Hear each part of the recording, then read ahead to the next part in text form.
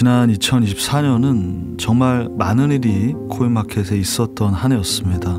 바닥에서 벗어나서 큰 상승을 연초했었고 반년의 횡보 기간이 있었습니다. 또 연말에 트럼프가 당선되면서 연초의 고점을 돌파하는, 그러니까 크게 보면 세 구간으로 나눠지는데 이미 대중들은 11월 이전은 기억도 못해요. 이 시장의 내러티브, 분위기, 사람들의 반응 같은 걸 다 잊었습니다.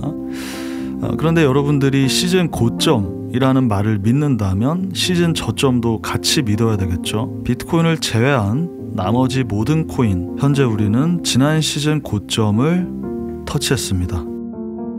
그런데 단 한 번도 없었던 일은 뭐냐, 지난 시즌 고점을 이렇게 오랫동안 트라이하는 경우는 없었어요. 우리가 비트코인 시즌을 이야기할 때 보통 14년부터로 이야기를 하고 있죠.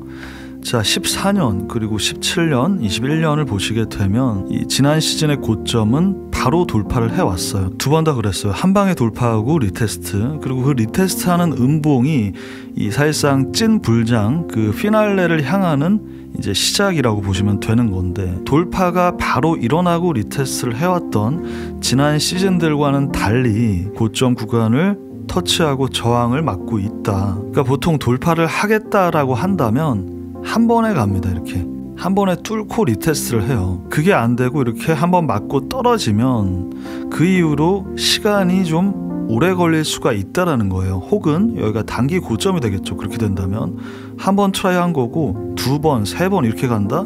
세 번째 돌파한다 그래도 올해 중순이 되는 거예요. 자, 우리가 12월, 1월, 그러니까 연말 연초 동안 가장 중요한 캔들은 바로 12월의 셋째 주 주봉입니다. 지금 한 달이 넘는 시간 동안 얘를 넘기 위한 노력을 하고 있는 거예요. 지금까지도 우리가 84K 돌파 이후에 말씀드렸던 게 앞으로 가장 중요한 레벨은 104K. 104K를, 그러니까 이게 종가가 어디예요? 종가가 95K야. 돌파를 못했어요. 104K를 주봉상으로. 이 장대봉 이후에 하락 횡보를 해주다가 여기서 고점을 조금씩 올립니다만 종가는 102K입니다. 그러니까 아직 주봉상으로는 돌파막을 못했어요. 그리고 이번 주가 관건이 되는 겁니다. 그게 안 된다면은 이 횡보는 좀 길어질 수가 있다라는 거예요. 비트코인 일봉상의 상승 채널에서도 마찬가지입니다. 지금의 구간을 돌파를 해줘야 된다. 달러 인덱스를 봐도 굉장히 위험했던 구간을 돌파했기 때문에 지금 최근 한 달, 한두 달간의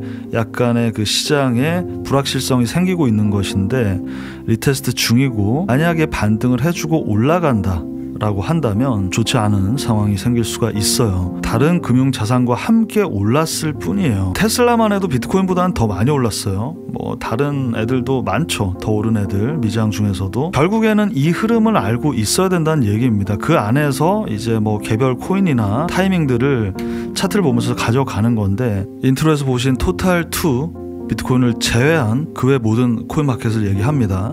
그 토탈2로 봤을 때도 이번 달의 주봉, 월봉 마감이 이것을 결정할 가능성이 매우 높다.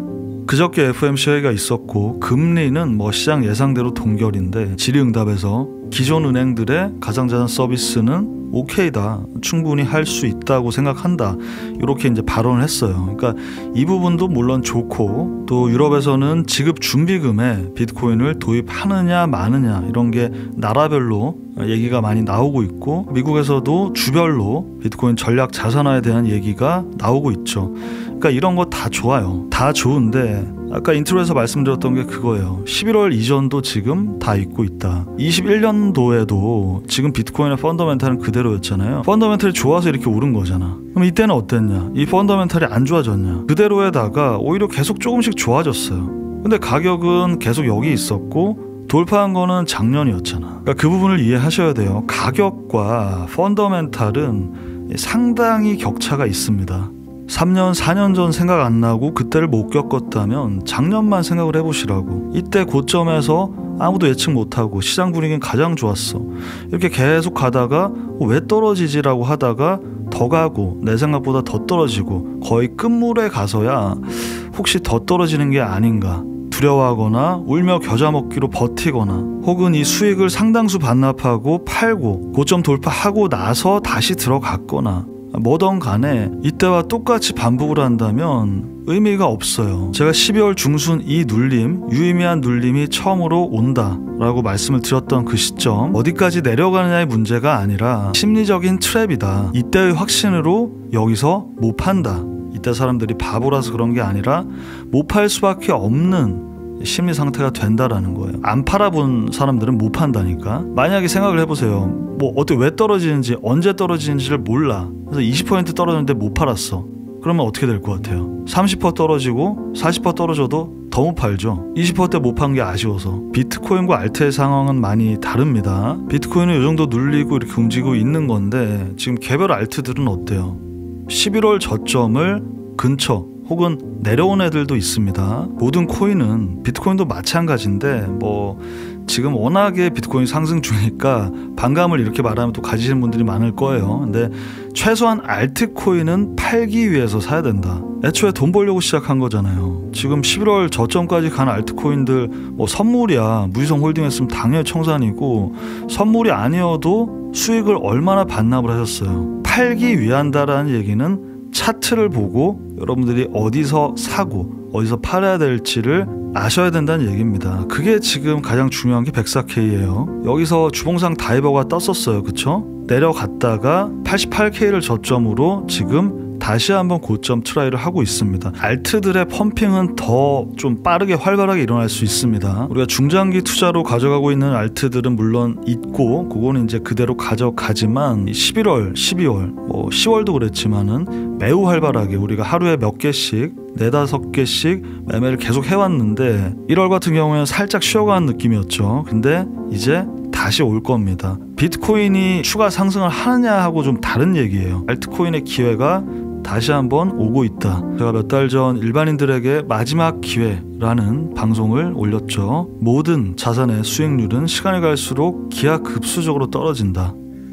처음, 그 다음, 그리고 지금. 비율을 보시게 되면 지금이 어느 정도일지를 한번 생각을 해보실 수 있을 것 같아요. 그리고 또 하나, 상승률도 다르지만 고점의 시기 또한 아예 다르고 21년도 사실 이때라고 봐야 되죠.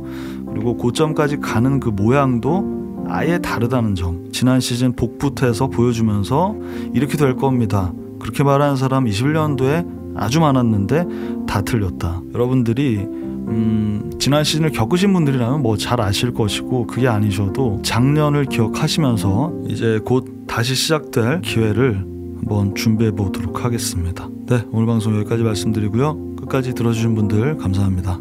다들 구독과 좋아요 부탁드리고, 이번 주 주말은 정말 중요하기 때문에 내일 모레 계속 멤버십으로 추가 업데이트는 하도록 하겠습니다. 감사합니다.